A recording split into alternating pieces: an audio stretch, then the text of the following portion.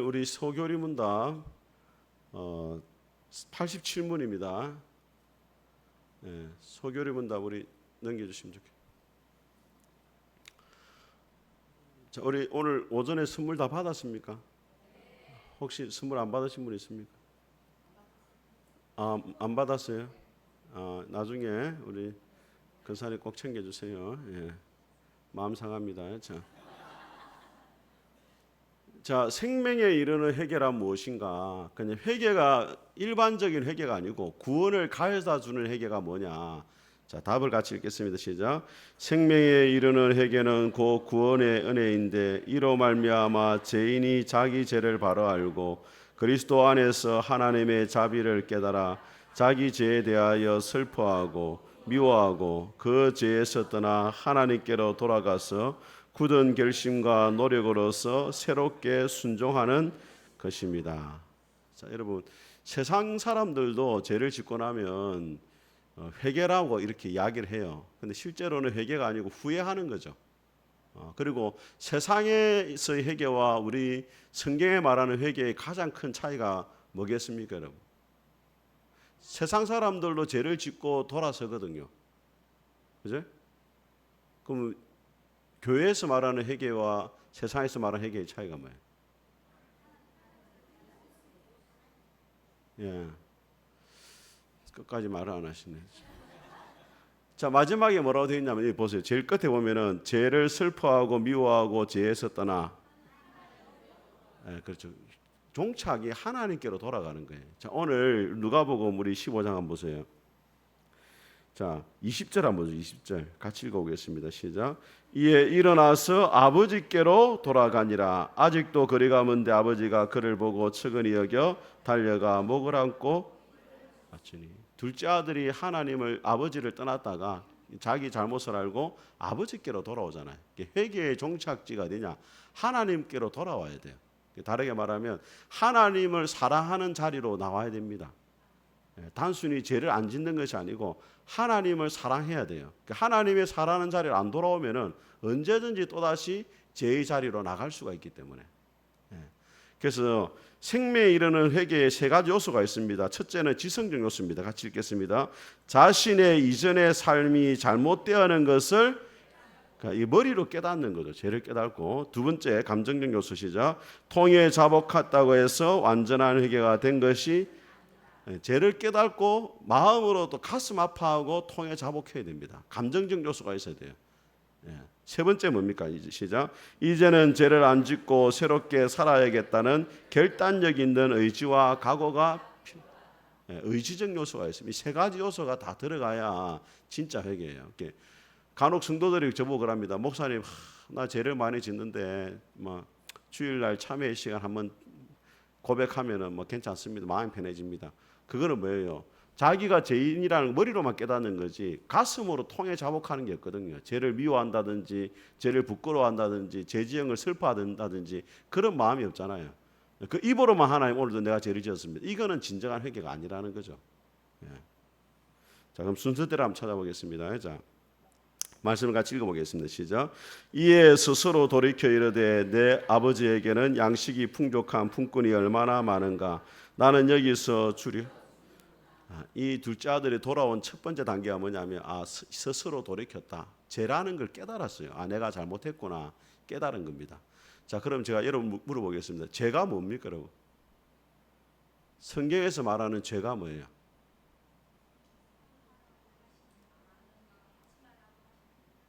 그렇죠. 하나님이 하라고 하지 말라고 하는 것을 하는 게 죄입니다. 자, 근데 성경은 또 뭐라 말하냐면 하나님이 하라고 하신 것을 하지 않는 것도 죄예요. 쉽게 말하면 도둑질하지 말라, 간음하지 말라, 거짓 증거하지 말라. 하지 말라는 거 하는 것도 죄인데 하라는 걸 안 하는 것도 죄란 말이에요. 그래서 제가 이전에 대학 다닐 때 도서관에 가서 이렇게 책을 봤는데 책 제목이 뭐냐면 존 스토트 목사님이 지은 책인데 전도하지 않는 죄라는 책이 딱 있었어요. 전도하라 했잖아, 하나님이. 전도하지 않는 것도 뭐예요? 죄가 된다는 거예요. 사랑하라 했잖아. 사랑하지 않는 것도 뭐예요? 죄라는 거예요. 미워하는 것만 죄가 아니고 적극적으로 사랑하지 않고 용서하지 않는 것도 죄가 되는 거예요. 하나님이 하라고 하신 것을 하지 않는 것도 죄고 또 하지 말라고 한 것을 하는 것도 죄고. 근데 그 죄를 알 수 있는 기준이 뭐냐면 성경 말씀입니다. 말씀이 기준이 돼야 돼요. 주변의 사람이 기준이 되는 게 아니고 하나님 말씀이 어떻게 하느냐. 로마서 우리 7장을 한번 보겠습니다.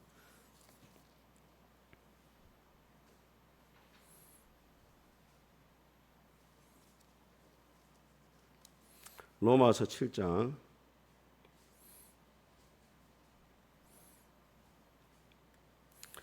같이 읽겠습니다. 로마서 7장 자 7절 말씀을 같이 읽어보겠습니다. 시작. 그런즉 우리가 무슨 말을 하리요? 율법이 죄냐? 그럴 수 없느니라. 율법으로 말미암지 않고는 내가 죄를 알지 못하였으니 곧 율법이 탐내지 말라 하지 아니하였더라면 내가 탐심을 알지. 율법으로 말미암지 않고는 내가 죄를 알지 못했다. 그러니까 성경 말씀을 통해서 우리가 죄를 깨달을 수 있다는 거예요. 그래서 여러분들이 하나님 앞에 바르게 살고 바른 길을 걸어가려고 하면은 늘 하나님의 말씀이라는 거울을 쳐다봐야 돼요. 아침에 여러분 올 때 거울 보셨어요? 안 보셨어요? 예?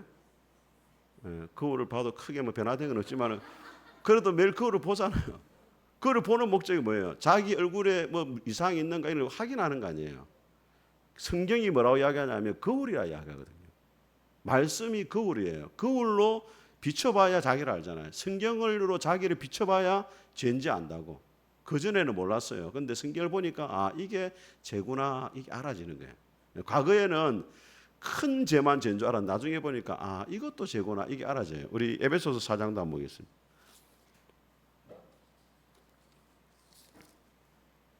에베소서 4장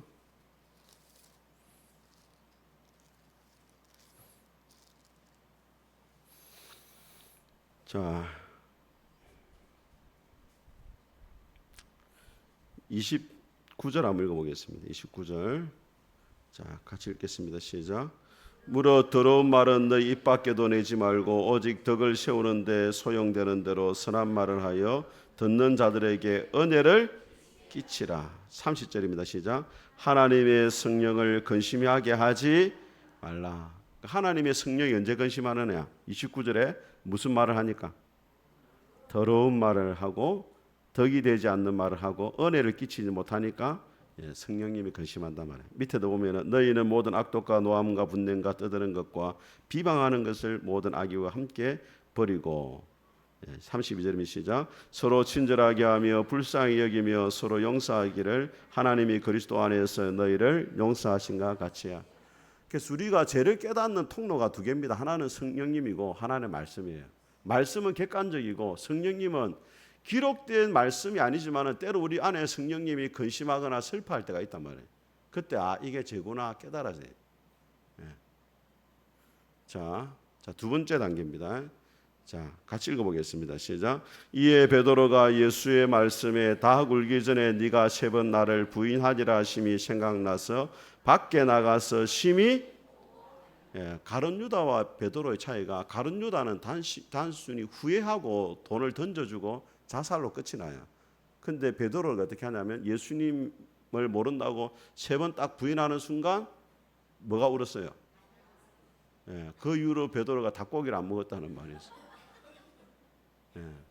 그래가지고 예수님과 눈이 딱 마주치거든요. 그래가지고 베드로가 예수님 말씀이 생각나서 밖에 나와서 뭐 했다고? 심히 울었죠. 베드로 왜 울었겠습니까? 앞으로 예수님을 부인했기 때문에 하나님의 심판을 받을 게 두려워서 울었어요? 아니면 예수님 마음을 아프게 한 것 때문에 울었어요? 3년 동안 예수님을 따라다니고 예수님의 가르침 받았는데 그 주님의 마음을 내가 너무 아프게 했구나 이게 생각나니까 통곡이 나오는 거죠. 그래서 여러분들이 하나님 앞에 진정한 회개가 있으려면은 그 죄를 슬퍼하는 마음이 있어야 돼요. 여러분이 죄를 짓고 잘못해 알았지만은 왜 죄에서 못 떠나느냐? 죄를 슬퍼하는 마음이 없으니까. 어거스틴이 이런 말을 했습니다. 하나님 이 죄에서 떠나게 하옵소서. 그러나 지금은 마옵시고 다음에 되기로 합니다. 입으로는 죄를 고백하지만 마음으로 죄를 사랑하니까 죄에서 못 떠나는 거예요. 자, 그 다음입니다. 자, 요한 1서 1장 9절 시작. 만일 우리가 우리 죄를 자백하면 그는 미쁘시고 의로우사 우리 죄를 사하시며 우리를 모든 불의에서 그 다음에 죄를 고백하는 게 들어갑니다. 죄를 깨닫고 죄를 마하고 슬퍼하고 그 다음에 뭐 해야 돼요? 죄를 고백합니다. 근데 이 보니까 우리 죄를 자백하면 하나님은 어떤 분입니까? 미쁘다는 말이 무슨 말이에요? 예? 예쁘다 이 말입니까? 미쁘다는 말은 영어 성경 보면 페이스풀 신실하다 이 말이에요. 믿을 만한 분이다 이런 말이에요. 여러분 사람은 자기 잘못을 고백해도 항상 용서해 줍니까 안 해줍니까? 예? 우리 남자분들, 우리 여성분들한테 잘못했다고 말해도 용서를 바로 해줍니까 안 해줍니까? 예? 자기 기분 따라 달라져요. 지 기분 좋으면 용서해주고 기분 나쁘면 뭐 됐다 막 이렇게 해버리거든요. 근데 우리 하나님은 기분에 상관없이 언제든지 죄를 자백하기만 하면 뭐한다? 용서해 주시는 믿을 만한 분이다 이 말이에요. 그리고 어떤 분입니까?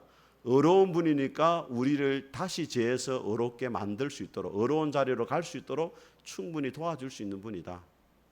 그래서 미쁘시고 의로워서 우리 죄를 사하시고 모든 불의에서 우리를 마신다. 깨끗하게 해주신다. 그래서 죄를 없애는 비결은 숨기는 게 아니고 죄를 토해내는 거예요. 다윗이 고백한 내가 죄를 하나님 앞에 토설한다 이렇게 하잖아요. 죄를 숨긴다 없어지는 게 아니고 토해내면 없어져요. 자, 우리 사무엘상 11장 한번 보겠습니다. 사무엘 12장 한번 보겠습니다. 사무엘상 12장.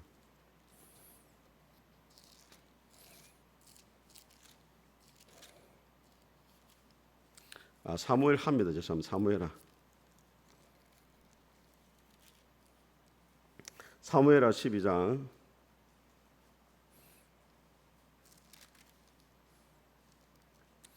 자, 몇 페이지에 있습니까, 여러분? 480페이지.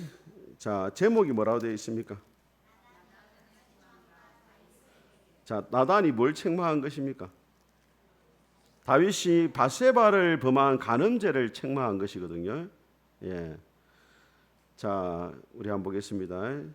자, 9절을 같이 한번 읽어보겠습니다. 9절 시작. 그리한데 어찌하여 내가 여호와의 말씀을 업신여기고 나보기에 악을 행하였느냐? 내가 칼로 햇사람 우리아를 치되 암몬 자손의 칼로 죽이고 그의 아내를 빼앗아 네 아내로 삼았다. 그러니까 13절에 다윗이 나단에게 이르되 내가 여호와께 뭐했다? 다윗은 절대 핑계를 안 댑니다. 사울 왕은 핑계를 대는데 다윗은 나단 선지자가 네가 남의 아내를 빼앗았다 하니까 내가 여호와께 뭐했다? 죄를 지었다. 그러니까 나단이 다윗에게 말하되 여호와께서 당신의 죄를 뭐하셨다? 사하셨다. 죄를 고백하기만 하면 하나님이 다 용서해 주신다는 거예요. 믿습니까 여러분? 예. 그래서 여러분들 하나님 앞에 우리 성도들이 옛날에는 회개를 많이 했는데 지금 회개의 기도가 많이 없어졌어요. 여러분이 하루를 돌아보면서 진짜 하나님 앞에 지은 죄가 있는가를 한번 돌아보고 죄를 고백하고 잠자리에 드는 이런 훈련들을 좀 했으면 좋겠습니다. 자, 그 다음에 단계입니다. 자, 죄를 뭐한다? 그 죄를 지은 것이 이제 부끄러운 마음이 있어야 됩니다. 우리 에스겔 43장 10절 시작. 인자야 너는 이 성전을 이스라엘 족속에게 보여서 그들이 자기의 죄악을 부끄러워하고 그 형상을 청량하게 하라. 자, 에스겔 시대의 성전이라는 것이 하나님의 임재가 있는 곳인데 거기에 우상을 세워놓고 우상 숭배한 것을 보면서 우리가 크게 잘못했구나 부끄러움을 느낀단 말이에요. 첫째는 죄를 깨닫고 두 번째는 뭐예요? 죄를 슬퍼하고 세 번째는 죄를 네 번째는 죄를 부끄러워하는 거. 자, 그 다음 단계가 뭐냐면은 죄를 뭐한다? 이제 미워하는 단계가 있어야 돼요. 히브리서 12장 4절 시작. 너희가 죄와 싸우되 피 흘리기까지는 대항하지. 예수님이 우리를 죄에서 구원하기 위해서 어떻게 했냐면 십자가에 죽기까지 피를 흘리기까지 하면서 죄에서 우리를 구원해줬다는 거예요. 그런데 우리가 죄를 대할 때 이런 마음과 자세를 가지고 죄를 대하고 있느냐 하는 거예요.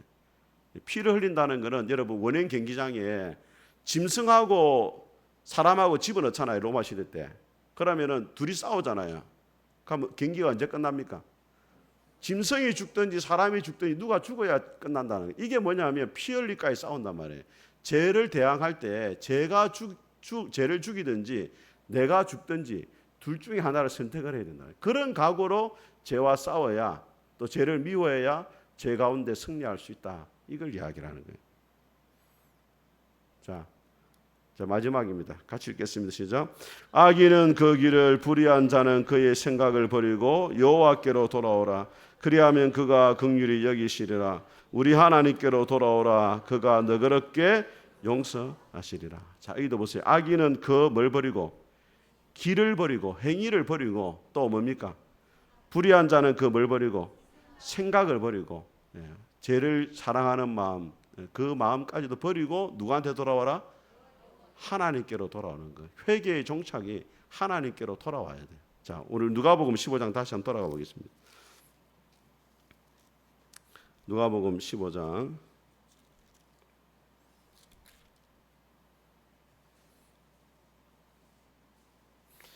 자, 누가복음 15장 20절입니다.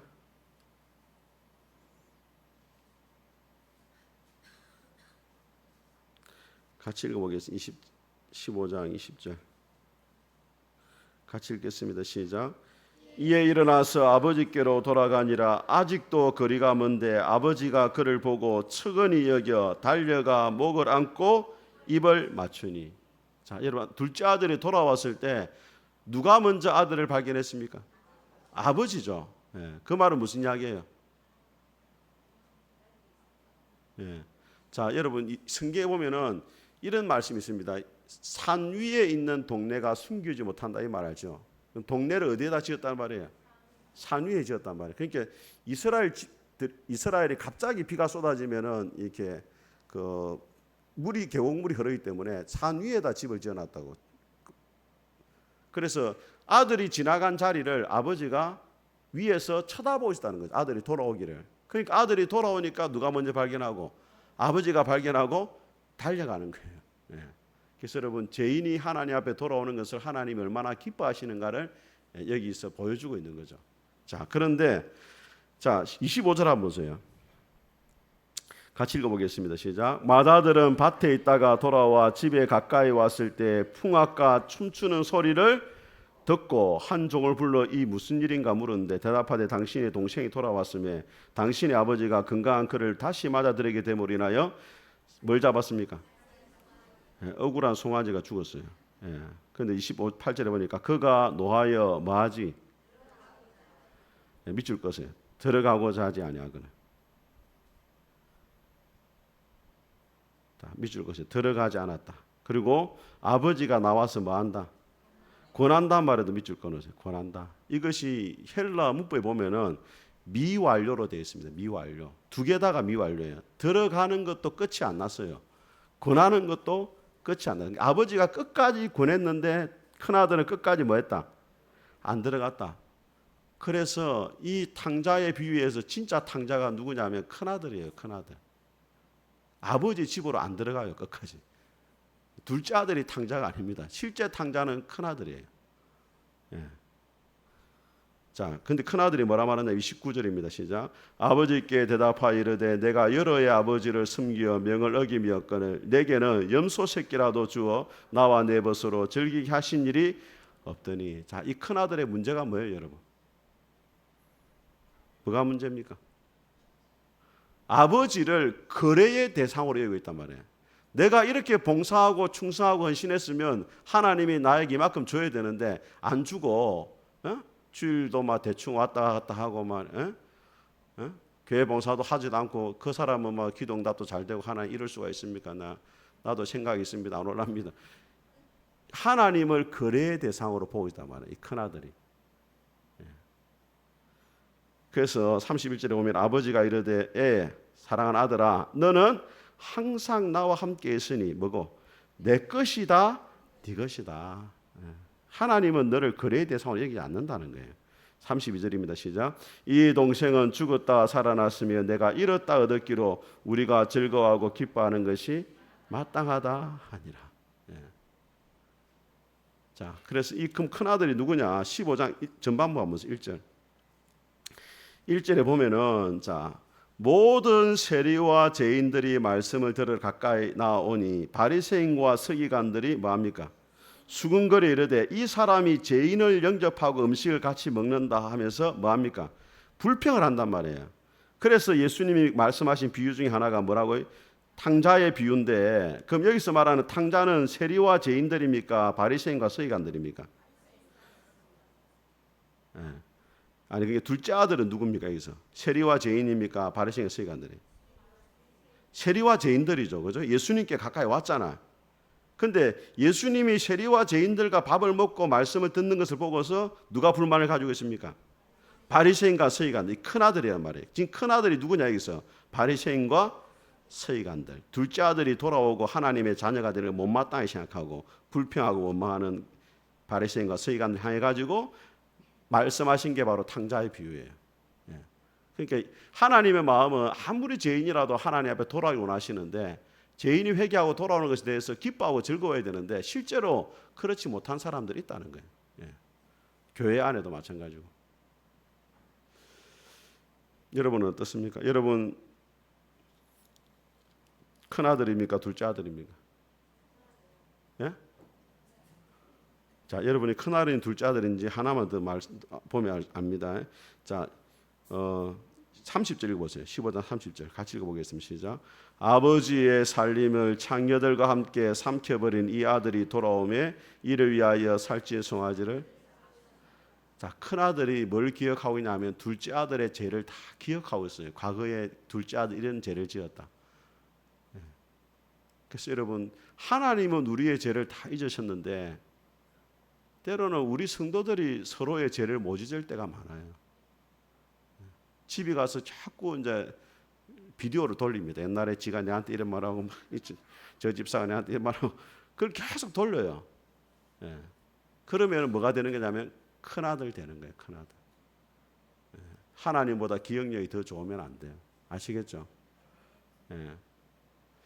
자, 이제 88문입니다. 같이. 그리스도께서 구속의 은혜를 우리에게 전달하실 때 쓰시는 외적인 수단은 뭐냐? 하나님이 은혜를 주실 때 사용하시는 수단이 있습니다. 답입니다. 같이 시작. 그리스도께서 구속의 은혜를 우리에게 전달하실 때 쓰시는 외적인 그리고 통상적인 수단은 그의 규례, 특히 말씀과 성례와 기도이며, 시작. 이러한 것들은 모두 택함을 받은 자들로 구원에 이르게 하는 데 없어서는 아니 될 중요한 요소이다. 하나님 우리에게 은혜를 부어주시는데 어떤 통로를 주시느냐? 첫째는 뭐라고요? 말씀입니다. 그래서 말씀과 기도는 사실은 배에 두 노와 같거든요. 노를 한쪽만 계속 쥐어보세요. 기도만 열심히 해보세요. 늘 그 자리에 머문단 말이에요. 말씀만 열심히 해도 늘 그 자리에 머물러요. 말씀과 기도가 같이 가야 되는데, 그러면은 말씀과 기도 중에 좀 더 중요한 게 뭐냐? 말씀입니다, 여러분. 왜 그렇게 했어요? 말씀을 모르고 기도하잖아요. 잘못된 기도를 할 가능성이 훨씬 많아요. 우리 남성분들, 여성분들 생일이 다가오면 두렵잖아요. 벌써 뭐 주문을 하기 시작하거든요. 근데 우리 여성분들이 싫어하는 것을 선물로 아무리 줘도 여성들이 기뻐합니까? 안 기뻐합니까? 안 기뻐하죠. 말씀을 모르면은 기도가 잘못될 가능성이 훨씬 많아요. 그래서 기도 시간도 중요하지만은 말씀 시간이 저는 훨씬 더 중요하다. 말씀을 바로 알아야 바른 기도를 할 수 있어요. 요한 1서 5장 한번 보겠습니다. 요한 1서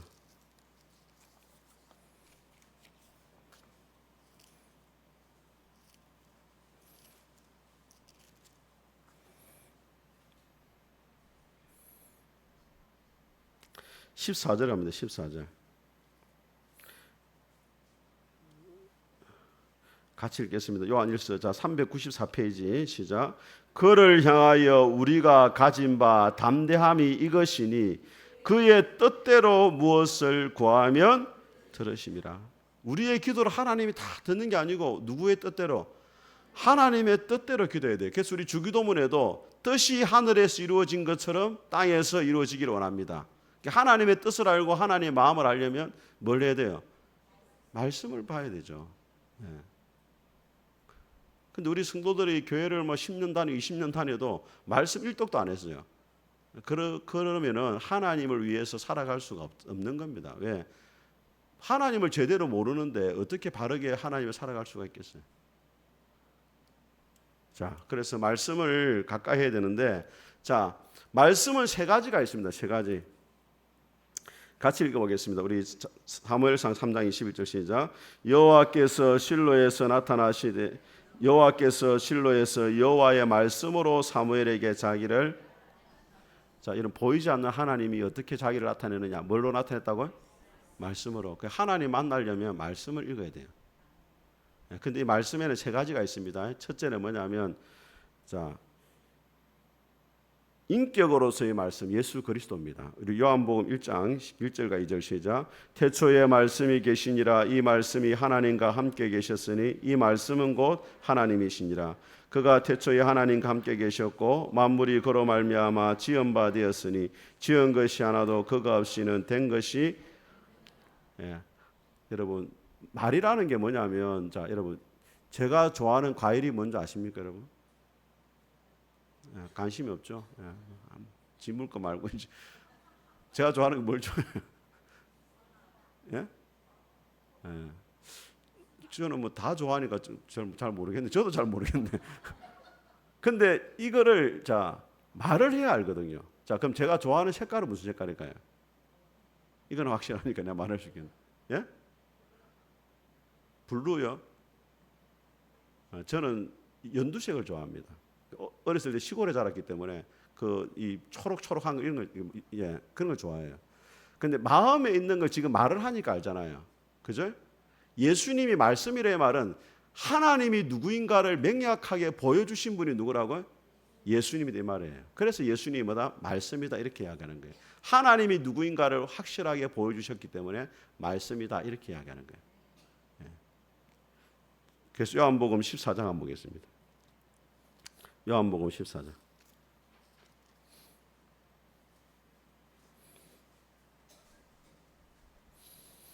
예수님이 뭐라고 말씀하는지 보면, 자, 9절 한번 보세요. 요한복음 14장 9절. 같이 읽겠습니다. 시작. 예수께서 이르시되 빌립아 내가 이렇게 오래 너희와 함께 있으되 네가 나를 알지 못하느냐? 아버지를 보았거늘 어찌하여 아버지를. 자, 보세요. 예수님이 말씀으로 오셔가지고 하나님이 누구인가를 보여주셨기 때문에 나를 본 자는, 예수님을 본 자는 누구를 본 거예요? 하나님. 예수님이 어떤 일을 하셨느냐? 하나님이 누구인가를 아무리 외쳐도, 선지자들이 외쳐도 안 들으니까 직접 육신의 몸을 입고 오신 거예요. 그게 누구라고요? 예수님이란 말이에요. 예. 그래서 여러분들도 사실은 여러분 안에 누가 계십니까? 예수님이 과거에는 육신의 몸을 빌어서 오셨지만 지금은 여러분 안에서 이 세상에서 살고 계신 거거든요. 그럼 여러분이 무슨 말 해야 돼요? 예수님처럼 나를 본 자는 아버지를 보았다라고 믿지 않는 사람들한테 이야기를 할 수 있어야 돼요. 내 모습을 보면 하나님 알 수 있다 이렇게 말할 수 있어야 된다니까. 예. 자신은 없지만 하여튼 그렇게 말할 수 있어야 돼요. 왜냐하면 진짜 여러분 안에 예수님이 계시잖아요. 나를 본 자는 아버지를 보았다 이렇게 말할 수 있어야 돼요.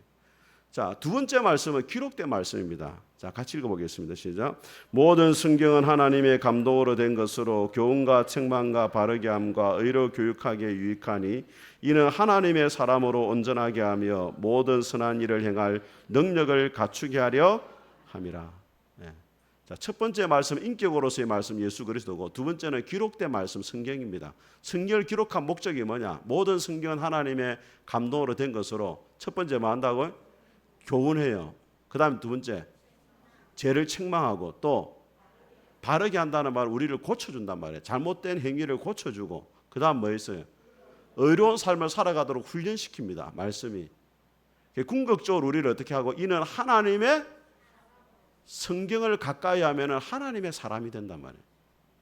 예. 그리고 선한 일을 행할 갖출 능력을 가지도록 하기 위해서이다. 예. 그래서 우리 기독교를 뭐라고 이야기하냐면 말씀의 종교다 그렇게 이야기해요. 가톨릭은 예식의 종교입니다. 여러분 성당에 안 가보셨죠? 예, 성당에 가면은 너무 피곤합니다. 예, 한 열 몇 번 앉아 떼려다 해야 돼요. 자지를 못합니다. 자지를. 예. 그 제가 놀란 게 제가 휴가 때 성당에 대해서 공부하기 위해서 성당에 가봤잖아요. 성도들이 성경책을 아무도 안 들고 와. 아무도 안 들고 와요. 그리고 우리 교회는 뒤에 성경이 빛이 돼 있잖아요. 가톨릭은 성경이 안 빛이 돼 있어요. 뭐가 빛이냐면 찬송가 곡집만 빛이 돼 있어요. 찬송가 그날 부를 찬송. 이걸 하나씩 가져가는 거야. 그리고 성경은 아무도 안 가져가요. 그런데 깜짝 놀랐어요, 내가. 그리고 누가 성경을 읽어주냐면은 신부가 읽어주는 게 아니고 성경을 읽어주는 사람이 따로 있어요. 3개 성당에 누가 읽어주냐면 화정약국의 그 약사가 읽어주더라고. 내가 깜짝 놀랐는데 내가 혹시 내가 볼까 싶어가지고 목사님 저 와 계신 화정약국 약사가 읽어주는 거예요. 그 성경 읽기 담당이야 그 사람이. 그리고 신부가 와서 설교하는데 설교를 10분에서 한 15분 사이 짧게 하더라고. 그날 본문을 기억합니다. 요한복음 4장 수가성의 여인이 우물에서 예수님 만난 이야기. 무슨 장 이렇게만 하더라고. 제가 몇 번 이야기했잖아요. 제가 서울에 있을 때는 호퍼집에 자주 다녔습니다. 그러더라고. 호퍼집 왜 자주 다니냐? 김태희를 닮은 여직원이 있어서 제가 자주 다녔습니다. 이렇게 하는 거야. 제가 그런 소리 해보세요. 여러분 죄를 어떻게 하겠습니까? 먹살 잡을 건데 신부가 그런 말해도 아무도 사람들이 반응이 없어요. 그래 한 몇 달 다니다 옆집에 술집을 옮겼습니다 하더라고. 거기는 아이유 닮은 종업원이 있었습니다. 그래가지고 몇 달 지나니까 카드값만 영수증만 저한테 날라왔습니다. 이 세상은 헛됩니다, 여러분. 주님을 바라보시 바랍니다. 이게 설교예요, 설교. 그러니까 이 가톨릭은 내가 볼 때 이 성경적인 교회가 아닙니다, 여러분. 그러면서 강구하더라고. 이번 주 토요일 날 우리 청년들이 술집을 합니다. 성당 앞에 많이 참석해 주시 바랍니다. 이 광고입니다, 광고. 예. 그러니까 신부들은 술 먹고 담배 피는 이거를 그냥 허용합니다. 예. 제가 이전에 새벽기도 마치고 손님이 와가지고 콩나물 국밥집 갔거든요. 신부하고 이렇게 성도들 와서 아침 국밥 먹는데 막걸리를 시켜 먹더라고 그 아침에. 신부님도 한 잔 먹고. 예. 제가 만약에 그랬으면 여러분 잡아 죽일래까요 뭐. 그런데 사람들은 신부를 또 거룩하게 봐요. 왜? 가운을 입고 다니거든. 가운 입고 다니고 뭐 이렇게. 신부가 여러분 안 좋습니다. 신부가 아주 이게 조잡합니다. 어린이집이 사실 생긴 것도 신부와 수녀들 사이에 태어난 아이들을 돌보기 위해서 만들어진 기관이 원래 그 어린이집이고 그래요. 예. 그러니까 신부가 절대 거룩하지 않다 여러분. 예. 속지 말자 옷에. 예. 아시겠죠? 자, 그 뭐하다 이야기했습니까? 그러니까 가톨릭은 말씀 중심의 종교가 아니다. 예전 중심이에요. 기독교는 성경 중심이에요. 그래서 가톨릭에 가면은 우리는 교회는 말씀 중심이니까 강대상이 중앙에 있잖아요. 가톨릭은 옆에 사이드에 있어요. 여기 뭐가 있냐? 여기는 성찬상이에요. 성찬상. 가톨릭의 중앙에는 성찬상이고 옆에 뭐가 있냐면은 말씀 전하는 강대상이 따로 있어요. 말씀 중심의 그게 아닙니다. 그래서 늘 찬송하고 뭐 여러분에게 하나님의 은총이 하면 신부님에게도 주님의 사랑이 막 이러면서 서로 막 좋은 목소리 내고 막 이러는데 실제로는 내가 볼 때는 이단이에요. 그런 이단도 없어요. 로이손조 목사님이 뭐라고 하느냐면 사탄이 만든 가장 큰 이단이 가톨릭이라겠습니다. 절대 여러분 우리 교회를 떠나도 가톨릭에 가면 안 돼요. 아시겠죠? 구원 못 받습니다. 제가 볼 때. 가톨릭에서 잘못 믿으면 구원 받아요. 내가 볼 때. 근데 제대로 믿으면 구원 못 받습니다. 가톨릭은. 예, 제대로 아셔야 돼요. 잘못 믿으면 구원. 아니 왜냐하면 이단이거든 이단. 이단이기 때문에 절대 구원 못 받아요. 제가 볼 때. 가톨릭에 쏘면 안 됩니다. 여러분 가톨릭은 제사상 차례가 절도하잖아요. 아시죠 여러분? 가톨릭 제사상 추석 때면 여기 제사상 차례하는 거 절한다니까. 신부들이 뭐라 말하냐면은 구원을 얻는 길이 예수 코스도 있고 마호메 코스도 있고 힌두교 코스도 있고 공자 코스도 있는데 그중에 제일 좋은 걸 나는 예수 코스라 생각한다. 종교다원주의자들이 많습니다. 신부들 중에. 예수님만 유일한 구원의 길이라고 안 믿어요. 예. 절대 여러분 가톨릭 가면 안 됩니다. 예. 자, 그 다음에 마지막이 뭡니까? 선포된 말씀이 있습니다. 성경에. 자, 그러니까 하나님의 말씀은 인격으로서의 말씀, 기록된 말씀, 그 다음 뭐를? 선포된 말씀이에요. 자, 같이 읽어보겠습니다. 시작. 이러므로 우리가 하나님께 끊임없이 감사함은 너희가 우리에게 들은 바 하나님 말씀을 받을 때 사람의 말로 받지 아니하고 하나님의 말씀으로 받음이니 진실로 그러하도다. 이 말씀이 또한 너희 믿는 자 가운데서 역사하는. 여러분, 데살로니가 교회를 사도 바울이 3주간 전 복음을 전했거든요. 3주간 복음을 전했는데 주변에 여러 교회의 본이 되는 교회가 됐어요. 근데 그 이유가 뭐냐? 하나님의 말씀을 받을 때 무슨 말로 받았다? 사람의 말로 받지 않고 하나님의 말씀으로 받았다. 그래서 여러분, 주일날 여러분들이 목사의 설교를 들을 때 사람이 전하는 말이지만은 여러분이 받을 때 누구의 말로 받아야 됩니까? 하나님의 말씀을 받아야 돼요. 사도행전 10장을 한번 보겠습니다.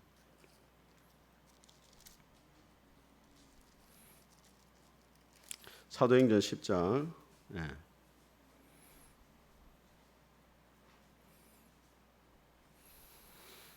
자, 사도행전 10장을 보시면 자, 23절 밑에 보세요. 제목이 뭐라고 되어 있습니까? 베드로가 고넬료의 집에서 설교하다 이렇게 되어 있죠. 자, 그런데 베드로가 고넬료의 집에 찾아가니까 33절 같이 읽어보겠습니다. 시작. 내가 곧 당신에게 사람을 보내었는데 오셨으니 잘하였나이다. 이제 우리는 주께서 당신에게 명하신 모든 것을 듣고자 하여 다 하나님 앞에 있나이다. 자, 고넬료가 얼마나 믿음이 좋으면 베드로가 왔는데 베드로 당신 앞에 있다 말하지 않고 누가 앞에 있다고? 하나님 앞에 섰다 이렇게 말하는 거예요. 그래서 베드로의 말을 하나님의 말씀으로 받은 거예요. 그러니까 44절에 같이 읽겠습니다. 베드로가 이 말을 할 때 성령이 말씀을 듣는 모든 사람에게 내려오셨다. 사람의 말로 받지 않고 하나님의 말씀으로 받으니까 성령이 말씀 듣는 사람 가운데 오시는 거예요. 그래서 여러분, 예배의 시간이 왜 중요하냐? 하나님의 말씀을 들을 때 여러분이 왜 마음에 감동이 되고 은혜가 되고 가슴이 뜨거워지느냐? 그 시간에 누가 오시는 거예요? 사람의 말로 받지 않고 하나님의 말씀을 받을 때 성령님이 그 가운데 오신단 말이에요. 이해가 되시죠? 그래서 하나님의 말씀으로 여러분이 받아야 돼요. 어떤 분은 담임 목사님 오늘 설교 안 하면 교회 안 갈란다. 그거는 하나님 앞에 서는 모습이 아니에요. 오늘 고넬료 그렇게 말했잖아요. 내가 베드로 앞에 선 것이 아니고 하나님 앞에 섰다. 수영로 교회 담임 목사님이 그러더라고. 담임 목사님이 안 오는 날은 성도들이 거의 안 오는데, 우리 뭐 서울의 조영기 목사님도 그럴 거야 아마. 조영기 목사만 안 선다 이러면 안 오는 거야. 별로 은혜가 안 될 때가 많거든 솔직하게. 그렇지만 우리가 사람 앞에 서지 않고 하나님 앞에서 예배 드리니까 누가 설교를 하든지 간에 하나님 앞에서 서야 되고 누가 말씀을 전하든지 간에 사람의 말로 받지 않고 하나님의 말씀으로 받아야 돼요. 그래야 영적으로 성숙할 수가 있는 것입니다. 자, 오늘 여기까지 우리 하겠습니다. 우리 같이 찬송하겠습니다.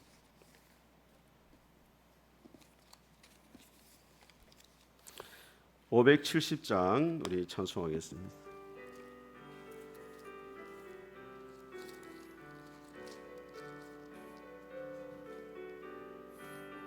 주는 나를 기르시는 목자요 나는 주님의 귀한 어린 양 푸른 풀밭 맑은 시냇 물가로 나를 늘 인도하여 주신다.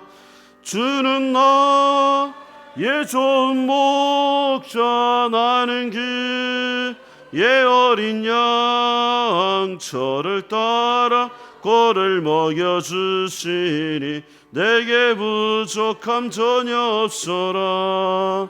예쁜 새들 노래하는 아침과 널 비키는 고운 황혼에 사랑하는 나의 목자 음성이 나를 언제나 불러주신다.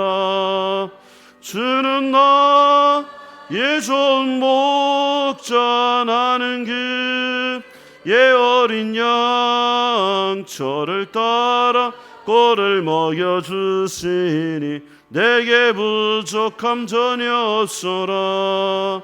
못된 짐승 나를 해치 못하고 거친 비바람 상치 못하리. 나의 주님 강한 손을 펼치사 나를 주야로 지켜주신다. 주는 나의 좋은 목자, 나는 그의 어린 양 저를 따라 꼴을 먹여주시니 내게 부족함 전혀 없어라.